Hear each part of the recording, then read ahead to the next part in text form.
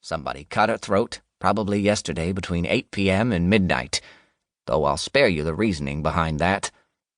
He glanced at Dupin and the two crime scene specialists. "If you have no objections, we'll take the young lady to the lab. And the barrel, too. Maybe we'll find something interesting." There was a jovial tone to his voice.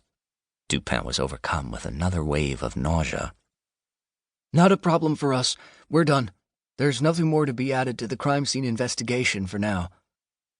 The chief forensic officer from Quimper, Dupin had been pleased to note, was away on holiday, and his job was being done by two assistants, both of whom had the same unbounded self-confidence as their lord and master.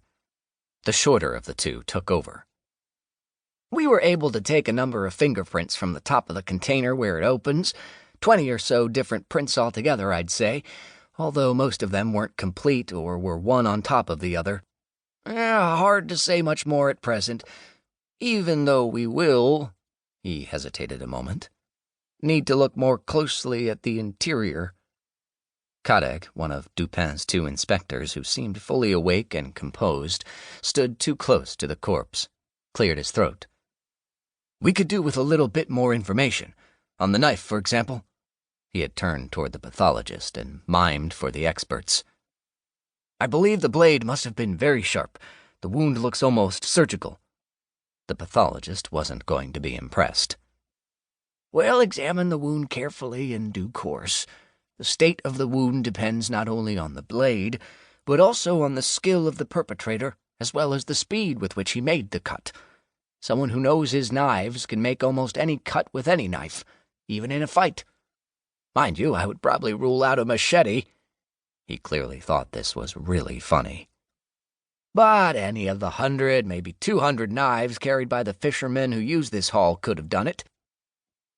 "Just who might be carrying a knife with him," the smaller forensics man said ironically, "isn't a question you're going to get very far with here. Everybody who lives by the sea, whether they fish, hunt, collect mussels, own a boat, or are looking for work, in other words, virtually everyone who lives here, owns at least one good knife and knows how to use it." Kadek looked as if he was about to make another objection, then dropped it and quickly changed the subject. "How often and when are the barrels emptied? Have you been able to find that out?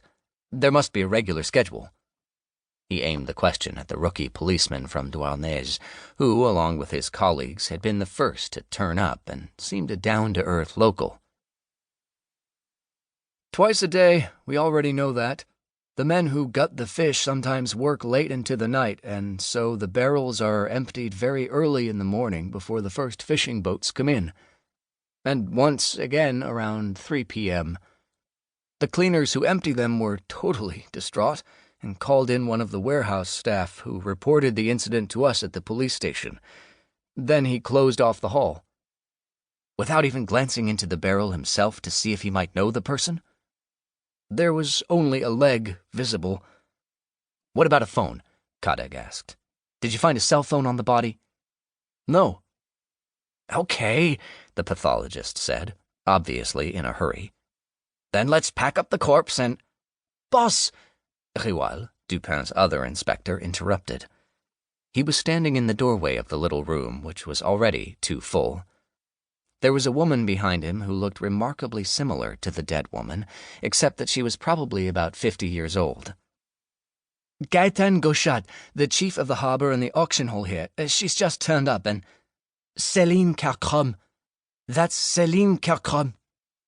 The harbor chief had stopped in her tracks, staring at the body. It took a few moments before she got her voice back. "She's one of our coastal fisherwomen. She lives on the Île de Sein and usually brings her catch here to sell." Gaëtan Gauchat sounded completely unmoved, no trace of shock, horror, or sympathy, which Dupin had learned meant nothing whatsoever. Each person reacted totally differently when it came to sudden, brutal, or tragic events. On his last case in the Boulogne area, they had moved heaven and earth to find out who the murder victim was. Here, the identification of the deceased seemed remarkably simple. "I need a café," Dupin muttered. It was only the second sentence he had spoken since he arrived.